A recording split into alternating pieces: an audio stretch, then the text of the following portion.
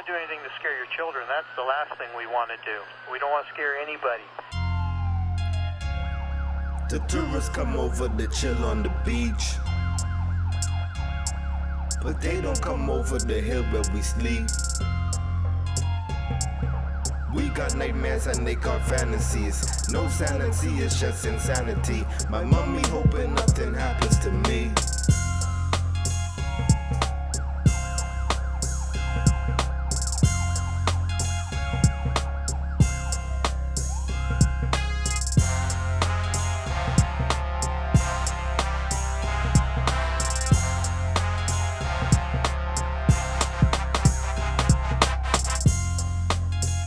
Welcome to another episode of Erryting Kool. This will probably be the last episode of Cycle 4 before we transition into Cycle 5. And to end this, we have a non-stranger to me, but he might not be a stranger to you either. Introducing to my guest on the left, we have Mr. JulienBelieve in the building. So, well, we did an episode with him earlier this year, but that was him that wasn't this year. Yeah. That was at his birthday last year. It was almost that time again. Yeah. And I've always had great experiences at his birthday party, the one last year as well as in 2019 before the pandemic. And then, I've gotten to know Cassius over this last year. So, hopefully this year, you having a birthday this year? Absolutely. This one is probably going to be my biggest and best. Okay, which... Does Carnival fall on your birthday? I was wondering about it. Was your birthday is like the 11th or 10th? It's the 14th. Okay, and then it's the next week. Okay. So, yeah. So, we got a clear launch spot. And, ain't too much thing. You got Cinco de Mayo the weekend before, and then you have Carnival the weekend after. So, But, he needs no further introduction. So, I guess we going off from where we last left off. Because we spoke somewhat briefly, when it came to your early start and everything like that. And then as I was thinking, we basically surmised everything. But what we really didn't touch on, it was the wine element. And then obviously you've come here to, talk about your new single, Push Back, as well as some other singles, because you put out more music since then as well. Absolutely. Absolutely. There's an array of stuff we can actually discuss, and I'm glad to be able to to share, some exclusive stuff with you guys over here. And just like, I think what I learned is a lot of people wanted to see me off stage and learn about me off the stage. Mm-hmm. And I think I didn't always give people an opportunity to really learn and understand who JulienBelieve is off the stage. So this year I've dedicated to humanizing myself. You know what I mean? Getting people a little bit more insight on the business of music and my wine business and all the other stuff that I'm involved in. And now it's just about the pushback rhythm and the momentum that we're trying to create or that we're creating with it, So I'm just glad to be here, bro. Yeah. Well, I feel like that's something that you've been trying to do since 2018 with the whole trying to be more personal. I have, but sometimes it takes a while, and there was a lot of stuff that happened in between. Then something because that's a 6-year, 7-year sprint. In the Bahamas, our time is different from every other time, every other place. So it's taken me. I've been doing music for over 20 years now. Because if you get it's 2023. Oh yeah, I'm thinking on 25 years. I started when I was 13, so it's been a long time, But there were a lot of stuff that happened in between 2018 and now. Mm-hmm. Some things to propel me forward, and then some things to, make me pause and take a step back. So, I'm more or less I'm open to the conversations and.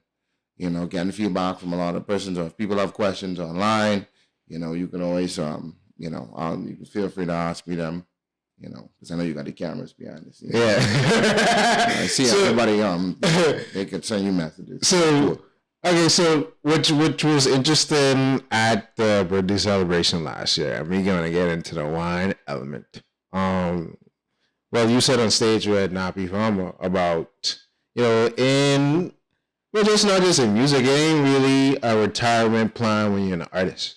So you always have to venture off into other things and sort of find a foothold and use the art to somewhat fund that. And then that sort of stabilizes you to where you're more freer to create. Right. So tell us about that whole process and why you started to get into not just creating another business venture, but then using the music to promote that, and then both of them work in tandem.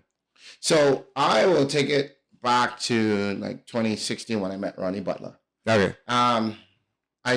My whole career, I never had an opportunity to speak with him one-on-one at all, or get an opportunity to literally meet him and shake his hand until then.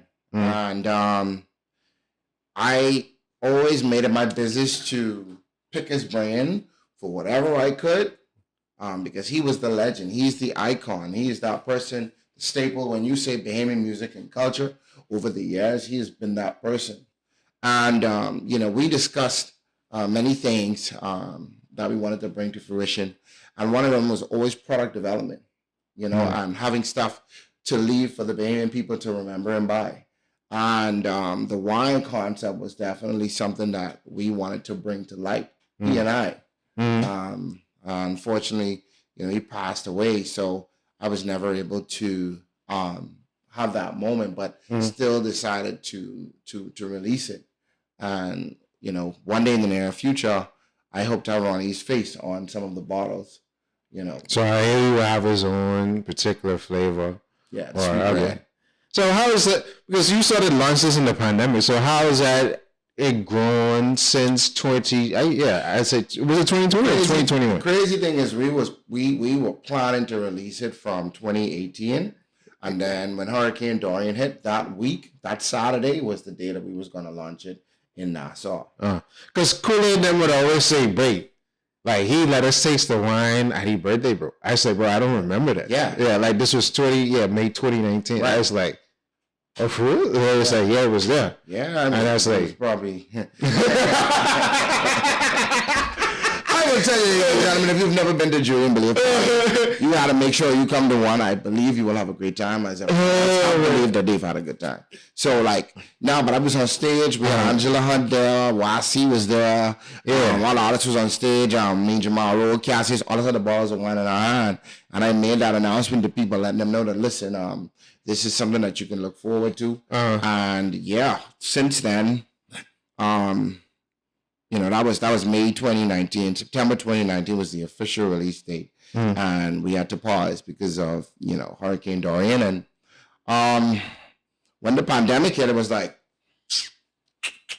well, I don't care what's going on right now. I think this is a good opportunity for us to be able to put it out and market it in a way that could save us 2 to 5 years. Yeah, because y'all was almost like the bootleggers, because that's when the liquor stores was closed. Liquor stores was closed. Right. And he was hand delivering some stuff. I always say I learned a lot of things from you. I was like, I come to him to buy 2 bottles of wine. This makes just like 6. Yeah. He was like, man, I can sell you 6 for this, that, and that. I was like, I ain't come for this, but all right, no, cool. And I get grateful for that because around that time, it was funny because a lot of people wasn't expecting to see me pull up in my Benz and sell wine, part of the bar trunk, but I felt like I studied Master P. I watched the way he came up with No Limit. They were selling stuff on the back of their trunk. And this to me was like the new Bahamas the Bahamas No Limit movement. And literally I parked my car up every day during the pandemic when all the liquor stores were closed. And I had 10 other people doing it at the same time when they was delivering food or anything like that. And bang, you just got your wine. And believe it or not, we sold about 50,000 bottles. Oh wow! During that run, we and that's a lot of bottles when you think about it. It is. Because y'all was selling it, I'm selling it to where you could, okay, this cooking wine, you could do this or this, y'all could do. You know? Yeah. But I feel like if you give them something to support, they're going to support it. You know, and if it's something that's solid and it's good, and you present it to them right, they're going to support it. You know? And so the narrative of, you know, we don't support, I don't agree with it anymore. You know, I feel like we have a way that we support. And people may not be satisfied with that or be happy with that, you know, but we support. I think most of the times is the support comes from, I guess, tried and proven products. And the product don't necessarily have to be something that you're selling at that time. It got to be you the seller. Like, okay, I've sold this and done this. So I've created a brand of, hey, this, I give, whatever I give you is, you know, top tier. So whatever I selling, it could be with it clothes or real estate or whatever. I ain't gonna do it unless it's top tier, so you could believe in the brand of the seller, not necessarily the product. Believe is a powerful word. But what I'll say is, but I ain't telling you it was easy. Bahamians, we have this way of putting you through The fire. Yeah, it's like we gotta put you through the ringer first, see if you about this life, and if we could see that you could withstand the CYC movement and co. You know.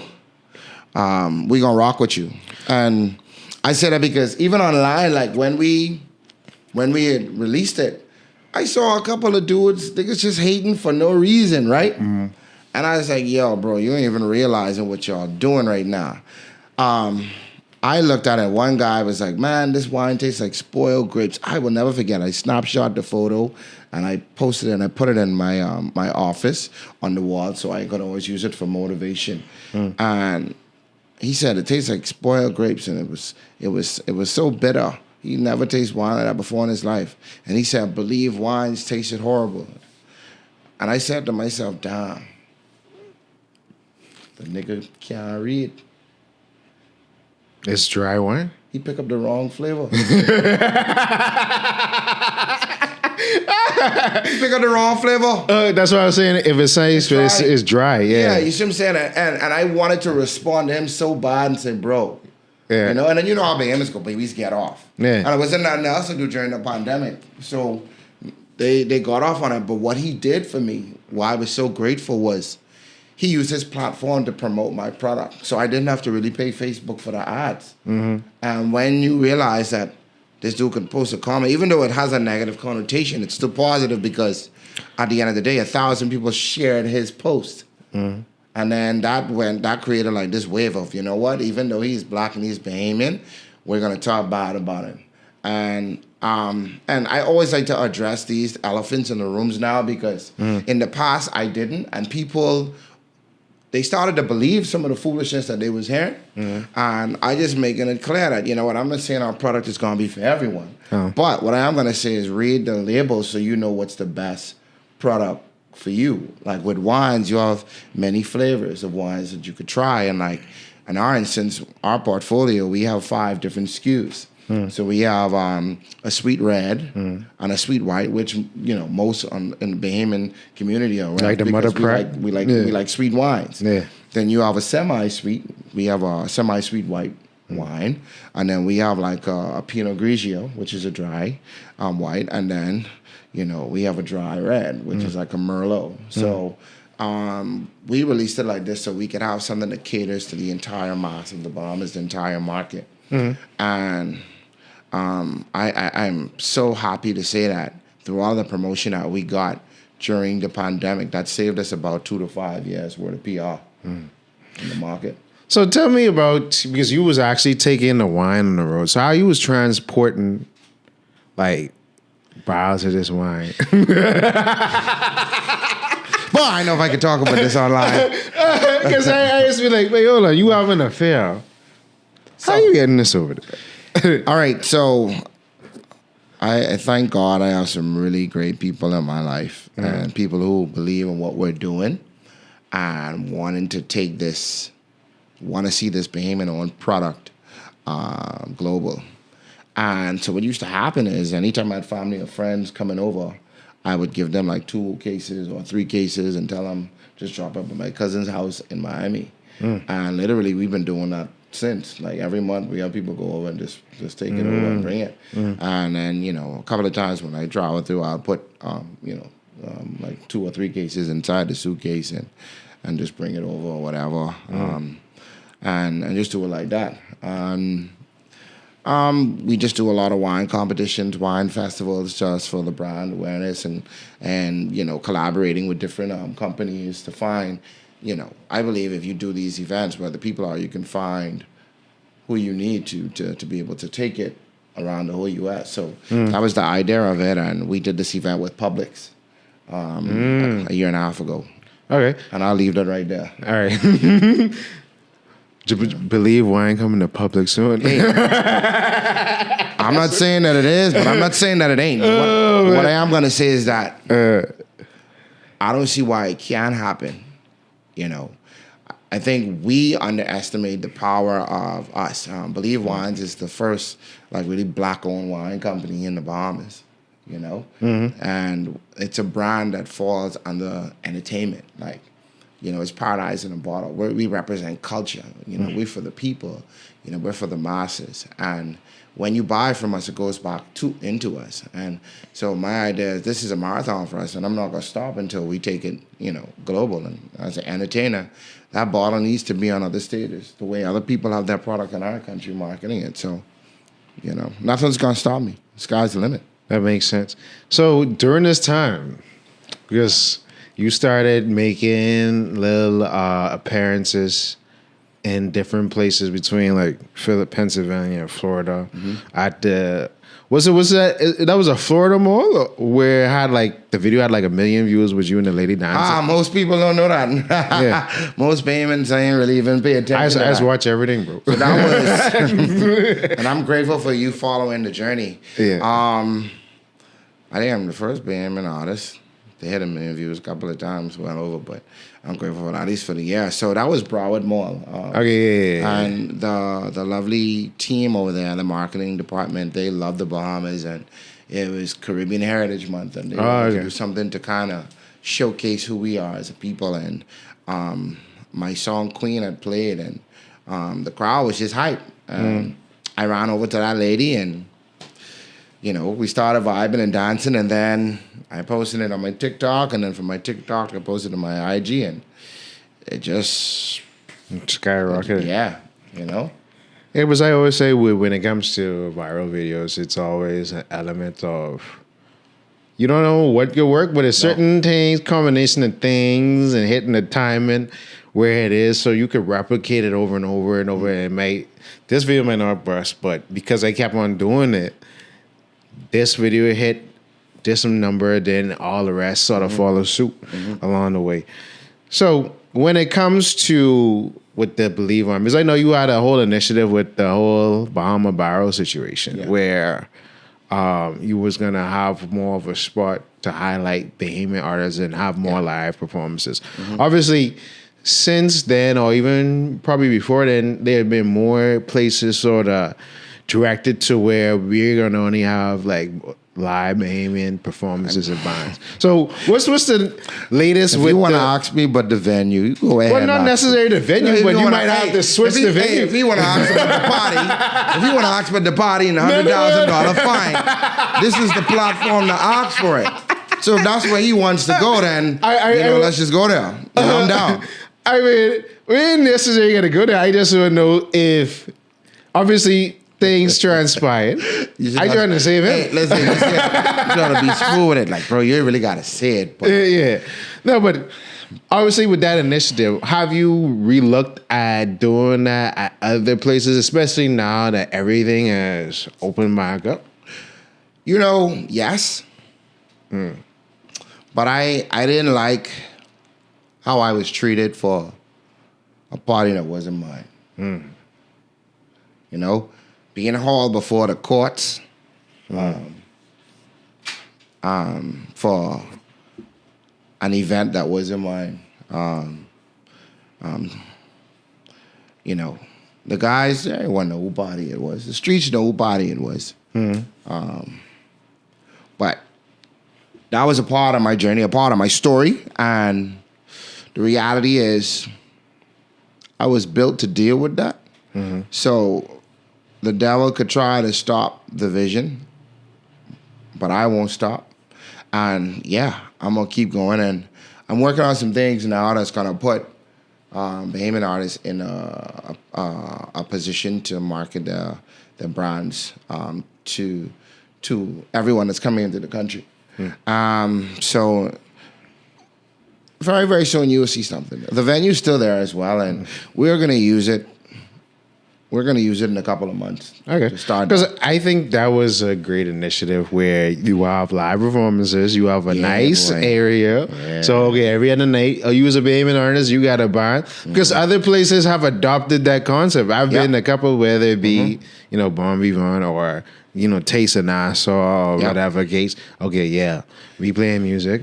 We're going to have a Bahamian artist headline, da-da-da-da. We're going to have live performance. You at the farm on Marshall Road. So that's a thing that's constantly building and building and building, and then it giving you that feel of Nassau back in the 60s and 70s where that was commonplace. Absolutely. So, I think that's why we did it, to create the momentum that needed to put artists to the forefront in our own country. Like, there's so many shows that happen here, and Bahamian artists aren't able to capitalize. And a prime example, like Lizzo.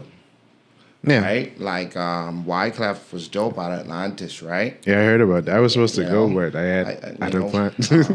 But you would, I'd like to see, we can't, this is weird because it's the only place in the world where this takes place, where they'll highlight and brand the hell out of a foreign act and give the Bahamian act, the local, or what they call a local act, the smaller level of marketing or PR.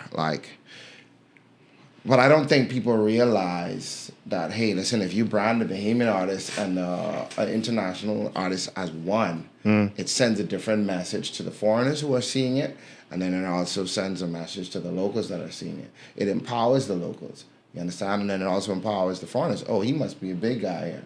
You know what I mean? If you go to Africa, you ain't gonna see a foreign artist as the big headliner, and then the African artist is very small. Even if the big headliner, the headline artist is gonna put an emphasis on bringing that local artist out. So, and I think the biggest problem that a lot of and I address it now. I have a daughter. I really don't care about the way people, promoters or anyone see me. My goal is to be able to do better for the next generation, because for 50 years we've allowed things to be a certain way, and I see Ronnie get his flowers. Ronnie died and he didn't get his flowers. I see Bahamian, they didn't get their flowers yet. I'm praying that they get their flowers now while everyone is alive. There were so many Bahamian greats that didn't get their flowers. But what I'm saying now is that I think we as creatives have to educate these promoters who know better and these hotels who know better to put Bahamian artists to the forefront. But they never do. Like, case in point, right? With Jordan Peele's Nope, John McKay was in the film, to where now everybody know about the Old Bear Mine, but how long we didn't know about the Old Bear Mine. So that's just it. So it's always been this thing where foreign gotta bust us first before they get respect home, bro. Like, see, that's just weird. That's always been a weird thing to me. See, I'm sick of that, baby. Yeah. And I feel like the Bahamas is just like you in foreign, baby. If you live in Nassau in the Bahamas, it's just like you in foreign. It takes 30 minutes to get to Miami. Yeah. It takes longer for someone who living in New York to get to Miami than it is for us to get to Miami. You got tons of Americans that live here. Look at what they're building on Shirley Street, bro. That is a clear indication of the presence of the Americans and the American market. So what I'm thinking needs to happen now is I think Bahamians have to market their product and their music or their culture to the world who are here in the Bahamas and not just a regatta circuit or a certain demographic of people. I also feel like the music that we make has to be able to transcend into any culture, any place, anywhere in the world, and you see it all the time. African music, we singing that like crazy over here. Yeah, because I think what happened particularly with Afro beats was because the artists Well, they started performing, they been crafting this genre, but then when the artists started to travel to other markets and play it and touch the people there, and then people started to feel, okay, this is a certain kind of vibe, and then other people started stealing it. And then they was like, no, this our thing, this our authentic thing. And then they was like, okay, we can go harder. So with the WizKids and, the Burna Boys, and it's like, we gonna push it hard, and then we gonna start stealing a little bit of yours, the crossover, and then it's just this melting pot that, keep on I just welcome them to steal more of our music. But the only way that they're gonna be able to steal our influence is if we present it to them in a way that is palatable. Yeah. And I think now we are at a place where a lot of the music that's coming out of the Bahamas now is very, very palatable. It's very, very commercial. It's fun. It's polished. It's polished, and that's something that I think we didn't have because of social media. Yeah, most definitely. So, like, for me, I feel like, and once you understand Bahamians, we really don't go crazy over nobody. We don't really celebrate no one. I always just reference when Shaq came here, he drive his bicycle on Market Street, nobody cared. Yeah. So once you understand or DJ that, Khaled driving his go-kart on Shirley Street. Cares. People is honking you and kid off the Yeah. But once you understand the nature of our people, then you know what kind of expectations to set. And this is why I say Bahamians do support. It's just that sometimes we expect them to freak out over us the way they freak out over the foreign acts. Nah. But there's a way to get them too, I think with Bahamians, you have sustainability with their support. They'll freak out over the foreign act once if they do, and that's it. And you could look at a fella like Jack Yaw. I mean, they love him, but he won us. Yeah, because he always used to be over here. You see what I'm saying? Yeah. So I started studying the psychology behind the support. And that's why I used to pick Ronnie Brain to figure out, the do's and don'ts and what made him so successful locally, I think it's understanding how a niche market works. Because that's what it is. It's like, let me build a niche. Let me not try to be broad. Let me just apply this to this people and then go from there. So, And that's what we do. And that's what we're doing now. Like, for the first time ever, I think it's now time, right? So we have our 50th anniversary of independence, and then it's just a season for Bahamian arts and entertainment and culture. And I've just found this real high level of appreciation for rake and scrape music, for scholar music. And I just felt like, I just need to put my twist on it. And then once I put my twist in, I need to talk to Wendy and Patrice, and tell me, let's try put our twist in, and then talk to Dyson and figure out how he put his twist on all the music. And that's how we came up with the pushback rhythm, man. Okay, so who actually is the producer of the rhythm? Freddie Godsticks, okay, Aristor, they're the ones who are behind the scenes on the production of the pushback rhythm. You have to get young and old to be able to create this hybrid sound, and I'm very, very much so proud of them and grateful for their contribution to this particular sound and project. Okay, so what's because you was speaking on the continued speed of this whole rhythm. So it isn't specifically for Carnival. It isn't specifically for the 50th anniversary. But what is it? What is the end goal of this? And will there be more, especially when it comes down to the pinnacle of our cultural expression it starts in August and comes down to December. So will there be another rhythm coming down? Absolutely. There's more. Okay. There's more. And you're going to get these every year. Okay. So now we're taking, to answer the first half of your question, we wanted to make music to fit any time of year. My song in particular is it's for regattas, it's for carnivals, it's for birthday parties, it's for festivals, it's for anything. It's for clubs, it's for whatever you do, wherever you get in the dance floor. If you want to hit the gym, this song Pushback could get you in there. And then Wendy, Dyson, and Patrice they're on a very, very commercial. So I definitely say that these songs are designed for multi-purpose use and not just one particular genre of events. Okay, I get asked a very interesting question now. Do you think, because I was sitting down, right? I was working Nisha LS's release party a couple of weeks ago, and I was thinking in my mind, I was like, it probably would make sense and be advantageous to a BAME artist. Like, yeah, you might dabble with other genres, but every now and again, just make a rake and scrape music, because when you perform, and I see how like where people really get into, like, it's so high tempo, but it's different. High tempo to it's almost like have a folk element to it.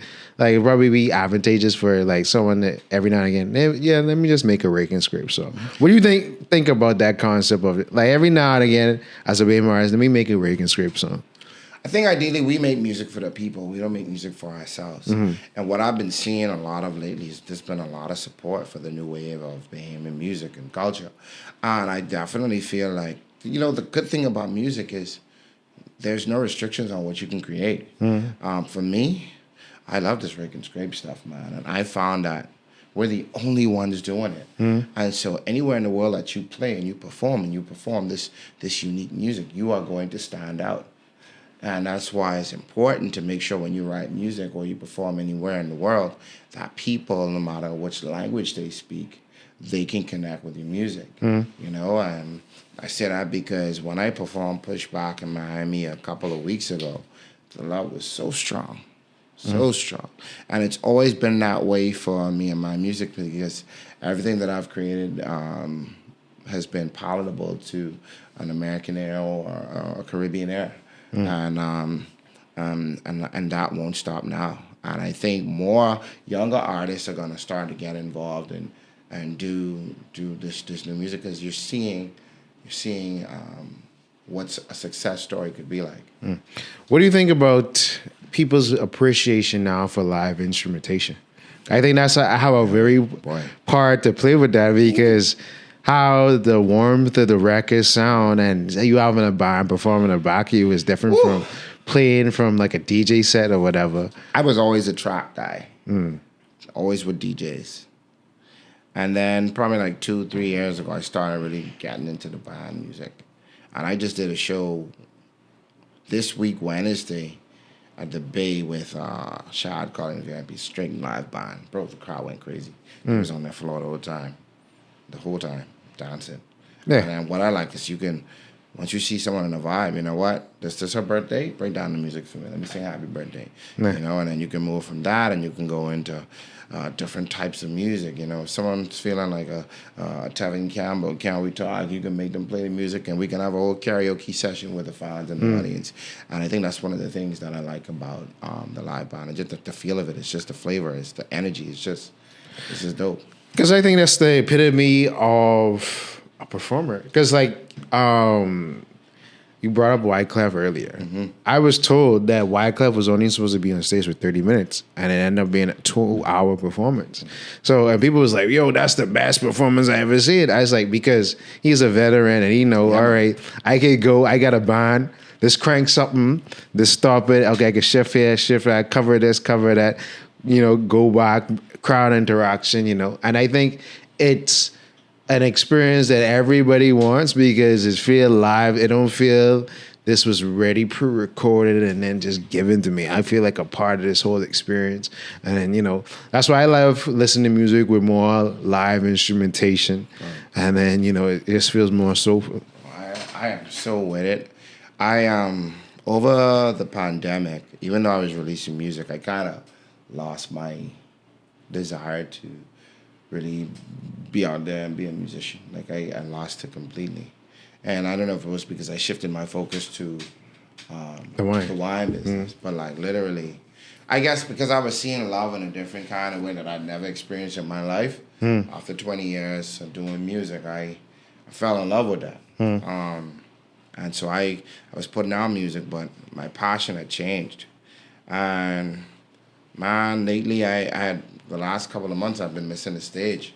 And when I did that show at the Resorts World in New York back in August, and then I did the Caribbean Music Festival, and I had DJ Pencil with me and dancers and the crowd. We headlined the show, and the crowd went bananas over Pushback. And Dad was like, you know what? I can't drop the ball on this. I got to find that energy to keep going. If I'm believe, I got to believe in myself. And I think it was the first time that I had to take my own advice, the advice I've been giving people all these years to stay motivated and be encouraged. And everything is going to change and it's always going to work over the better. And literally, I'm pretty much glad that I did because I've been seeing a lot of love. Like we all have been seeing a lot of love lately because of the music that we've been releasing and performing, man. Last night was crazy in the back of Carmichael, where I was. You talking about the Carmichael? Yeah. You talking about the phone? No, St. Vincent Road. Gourmet Grill. Yeah, okay. Yeah. Man, listen, I let's go in the back there, man. You know more. There's a lot of high-end bougie people and thing in the back there. And but then in these hidden spots is where people is be, bro. And it was adult friendly, nice food, nice vibe, man. Listen, I touched the microphone, bro. We had a blast. Man. And I realized, like, that's the joy in it.